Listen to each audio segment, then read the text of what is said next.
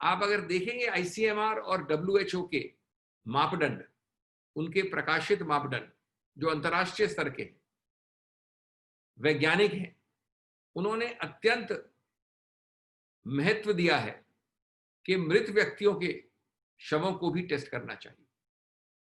अब जो लोग ऐसी वाहियात 4 जून को धमकियां देते हैं, कारण बताओ नोटिस देते हैं निजी और प्राइवेट लैब्स को कि आपने ज्यादा टेस्टिंग क्यों की, वो मृत शवों को तो टेस्टिंग करते ही नहीं है, होने ही नहीं देते।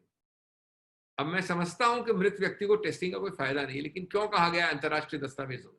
इसलिए कहा गया है कि मृत शवों के टेस्टिंग से तुरंत, जिसको कॉन्टैक्ट ट्रेसिंग कहा जाता है अंग्रेजी में, स्थापित हो जाती है। आप ये स्थापित कर सकते हैं कि वो व्यक्ति मृत्यु के पहले किस पैटर्न में कॉन्टैक्ट ट्रेस हुआ था, कितने व्यक्तियों से कब, और उस चेन को कंट्रोल कर सकते हैं। अरे भाई, ये तो सिर्फ संज्ञान की बात है, कुछ करने की बात नहीं। आपको संज्ञान ही नहीं है, आपके पास तथ्य नहीं होगा, आप टेस्टिंग ही नहीं करते हैं। वही शुतुरमुर्ग वाली बात।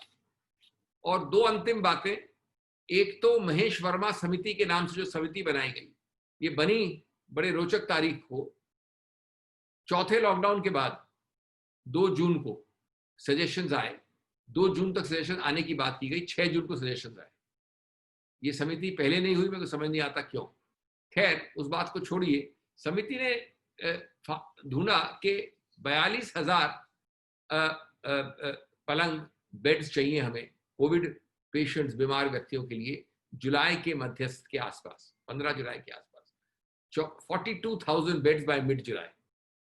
अब उसने साथ साथ ये कहा कि इसमें से कम 1/5वां हिस्सा यानी 20% वेंटिलेटर के साथ समर्थित पलंग होने चाहिए।